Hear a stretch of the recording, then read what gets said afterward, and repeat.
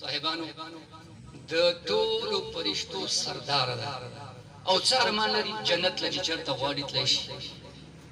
الله وسره کلام کوي خبرې کوي وایي علاقه تر نه ملاويږي خواهش یې څه دی څه خواهش دی خواهش په هر وخت دا و چې ما ته حکم ملاو شي او د حضور علیه الصلاۃ والسلام دربار کې حاضری مې نصیب شي خواهش پیدا ولګي خو دې ټکو ته لګ فکر وکړي د شان د خپل پیغمبر صلی الله علیه وسلم ته وګورئ څومره عظیم پیغمبر صلی الله علیه وسلم امتیانی الحمدلله چې شپه او ورځ لګیا شو او میلادونه میناو او ذکر مصطفی کو صلی الله علیه وسلم دا کم دي صاحبانو د مونږه د دغه خبرې د شکر لپاره چې مونږ د خو پیغمبر نبی اخر زمان صلی الله علیه وسلم خاتم النبیین چې دنه پس بل نبی راتل نشتا صلی الله علیه وسلم د دغه امتیانو دې لپاره د دې شکر ادا کولو لپاره زموږ تاسو عمر کم دی دومره لوی احسان باندې الله پاک کړی جبرئیل علیه السلام د حضور علیه الصلاۃ والسلام دربار راغی او عرض کړي چې یا رسول الله صلی الله علیه وسلم ما په اسمانونو باندې دی حدیث مبارک ته وګورئ انس رضی الله تعالی عنہ د دې حدیث راوی دی فرمایي چې ما په اسمانونو باندې یو فرشته لیدلی و چې په یو عظیم شان تخمانی ناسته و او ګورئ دې فرشته ته ګورئ چې څومره لوی شان د دغه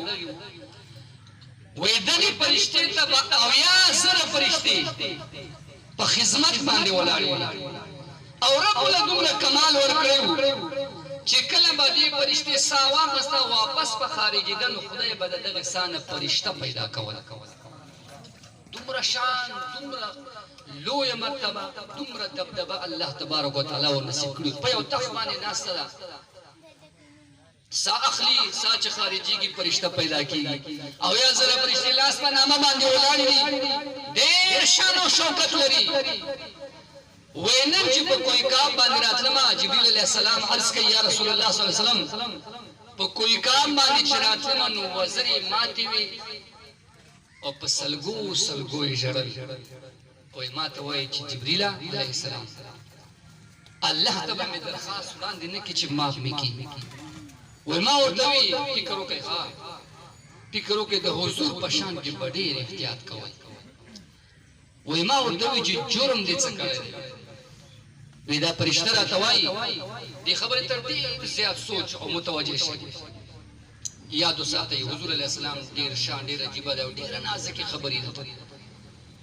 وې دا فرشته راته وایي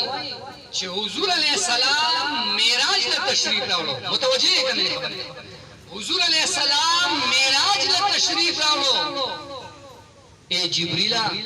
مال مناسب و چې زه ودرېدلی وای زه په خپل تخ باندې ناستو مزه د حضور د تعظیم لپاره ونه درې رب راته غوسه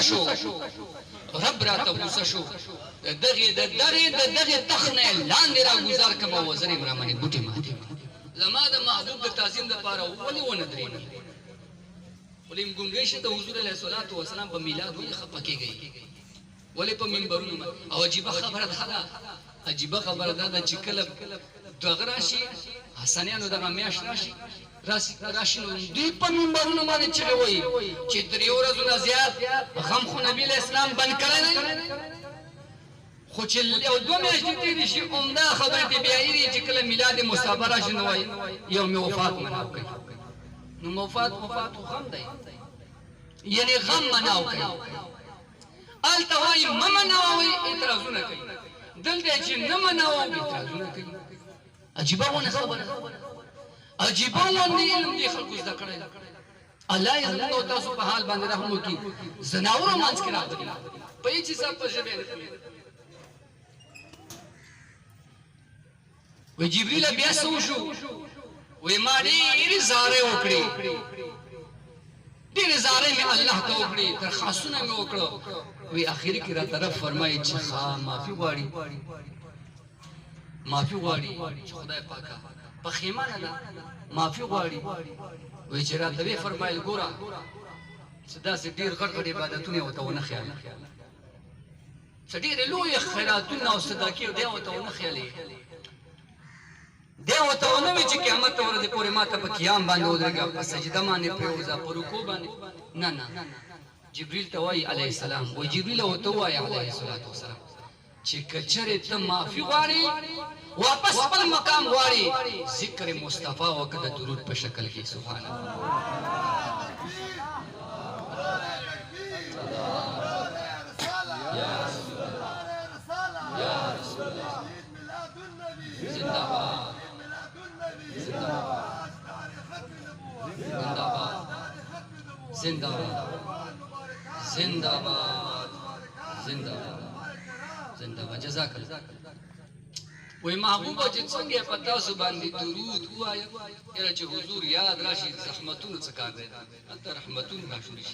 څنګه چې پتا سو باندې درود وایا مقام مل خدای پاک ورکو وزره مل خدای پاک ته